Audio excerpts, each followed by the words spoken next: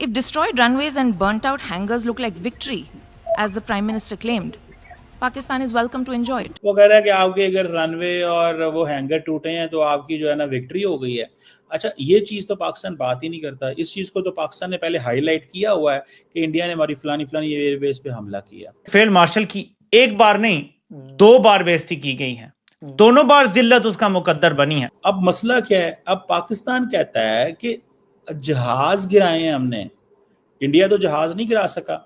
मेरा ख्याल है इंडिया के जो मौजूदा एयर चीफ है उन्होंने 3 महीने बाद कहा था जंग के कि हमने पाकिस्तान के 5 जहाज उन हैंगर के नीचे गिरा दिए, हैंगर के नीचे तबाह हो गए। चलो जी, क्या ये शरीफों और उनके नौकर हमें बेवकूफ बनाते हैं, उल्लू का पट्टा समझते हैं सब? पाकिस्तान को और देखना चाहिए कि कहाँ पर हमसे गलती हुई है और कहाँ पे हम चीज को सही कर सकते हैं, सिर्फ बजाय इसके कि बार बार कभी हम कहते हैं 6 जहाज गिरा दिए, 5 से शुरू होकर हम 7 तक पहुंच गए, लेकिन हमारी बात का कोई प्रूफ अभी तक हम नहीं दे पाए कि हमने कोई जहाज गिराया है। इसने बोला कि यूएन में एक जेट तो बनता है इंडिया का एक्स्ट्रा, वो क्या शगुन का एक तो बनता है। अच्छा, देखो 7 इसीलिए बोला, हाँ, क्योंकि हमारे यहाँ 7 नंबर भी शुभ माना जाता है। और पाकिस्तान इस बात से इनकार नहीं कर सकता कि भारत की तरफ से जो टेरर कैंप्स पे अटैक करने का दावा किया गया था वो झूठा है या वो कोई नुकसान नहीं पहुंचा सके, ऐसा भारत की तरफ से जो स्पोक्स पर्सन थी उनका कहना है। तो जो इंडिया पूरी दुनिया को पैगाम दे रहा है कि पाकिस्तान एक दहशतगर्द कौम है, अक़वाम मुत्तहिदा में जाते हैं, वहां जाकर ये इशू रेस करते हैं,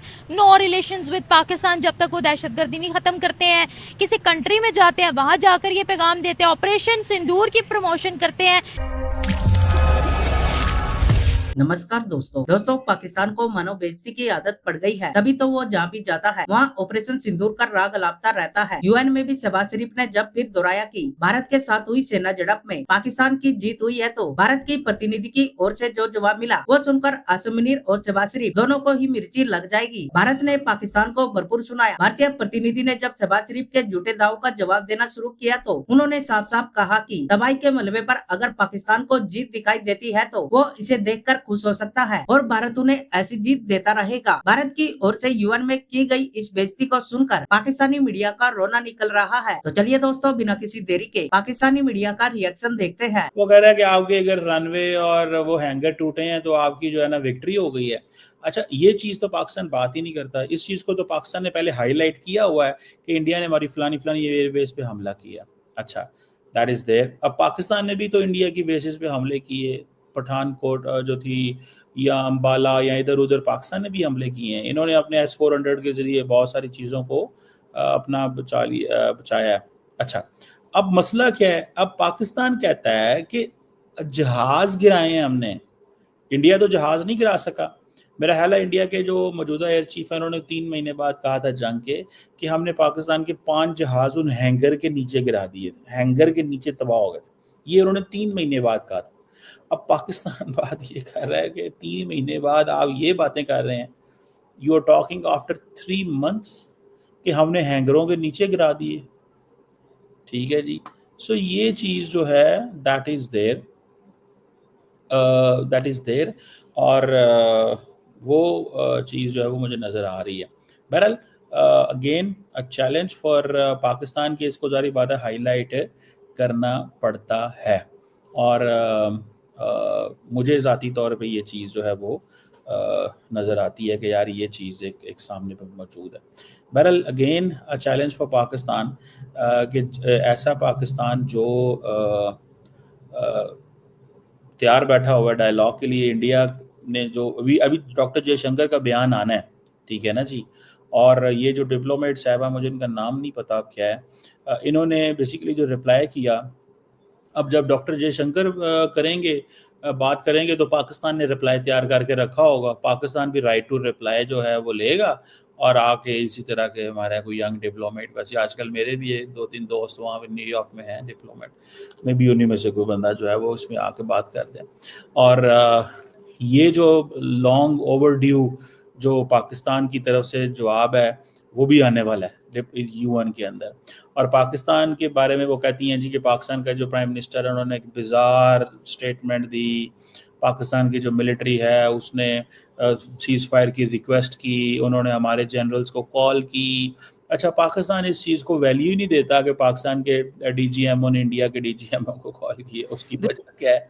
उसकी वजह ये है कि बेसिकली तो डायलॉग तो अमेरिकन करा रहे थे, डायलॉग तो अमेरिकन करा रहे थे। उन्होंने क्या करें, हम पब्लिक को क्या चीज़ बेचेंगे? दैट वाज बेसिकली इंडिया का पॉइंट। उन्होंने कहा हम पब्लिक को ये कहेंगे उनके डीजीएमओ के में फ़ोन आई, हमने एक्सेप्ट कर लिया। अच्छा, हुआ क्या है कि पाकिस्तान को तो छोड़ दें, दो चीज़ें थी।